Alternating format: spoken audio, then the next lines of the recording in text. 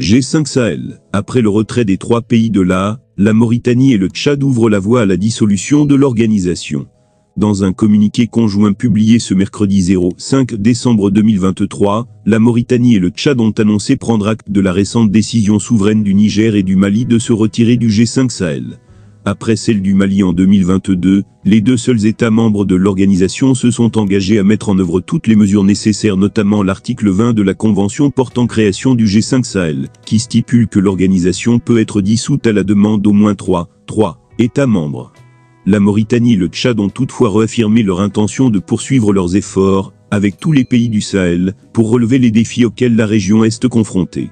Dans le communiqué conjoint signé par les chefs d'État des 2 pays, la Mauritanie et le Tchad ont réaffirmé leur attachement aux idéaux de l'intégration régionale africaine et aux objectifs du G5 Sahel qui, malgré les difficultés et les différentes contingences, aura servi de mécanisme pertinent et d'instrument efficace de coopération entre les forces armées et de sécurité de la sous-région. Des progrès et des résultats malgré les contingences selon Ould Ghazouani et Mahamat Déby depuis plus d'une décennie, ont rappelé les 2 chefs d'État, Mohamed Ould Ghazouani de la Mauritanie et Mahamat Idriss Déby du Tchad. Notre sous-région fait face à une guerre asymétrique, transfrontalière aussi grave que dramatique. Dans un contexte d'inquiétude réelle et de violence nourrie, nos pays frères et amis, Burkina Faso, Mali, Mauritanie, Niger et Tchad, ont créé, le 15 janvier 2014, à Nouakchott, le G5 Sahel, pour relever, solidairement, le double défi de la sécurité et du développement qui menaçait gravement la stabilité de la sous-région.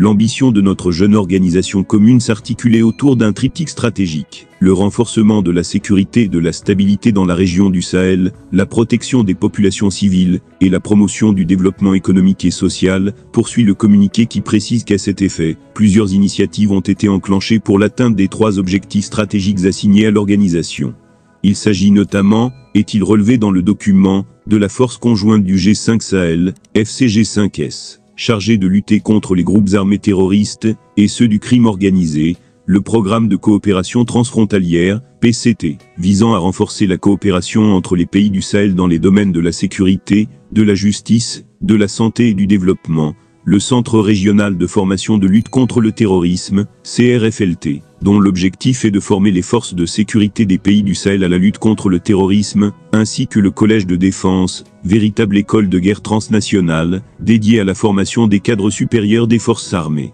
Depuis l'annonce, en mai 2022, de la décision de la République sœur du Mali de se retirer des instances de notre organisation, nous n'avons ménagé aucun effort pour surmonter la crise engendrée par cette situation et donner corps à un cadre de coopération exemplaire, ont déclaré les 2 chefs d'État avant de souligner que le 1er décembre 2023, les républiques sœurs du Burkina Faso et du Niger ont décidé du retrait de leur pays de l'ensemble des instances et organes du G5 Sahel, y compris la force conjointe. La République islamique de Mauritanie et la République du Tchad prennent acte et respectent la décision souveraine des républiques sœurs du Burkina Faso et du Niger.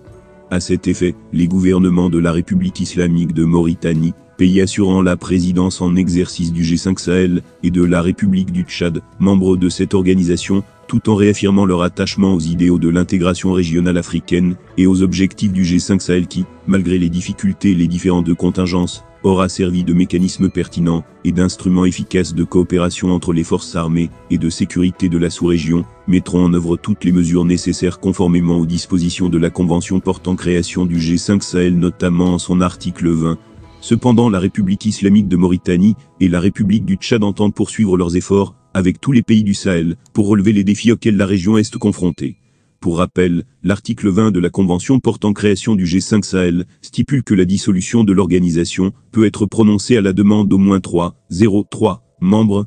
Dans leur communiqué conjoint, les 2 pays ont saisi l'occasion pour remercier les partenaires techniques et financiers pour leur soutien constant au G5 Sahel et à ses États membres. Ainsi donc, et comme il fallait s'y attendre, les jours du G5 Sahel sont désormais comptés. Il faut dire qu'en dépit de ses nobles et pertinentes ambitions, l'organisation n'a jamais eu les moyens nécessaires, notamment financiers, pour atteindre les objectifs qui lui ont été assignés par ses pères fondateurs à sa création.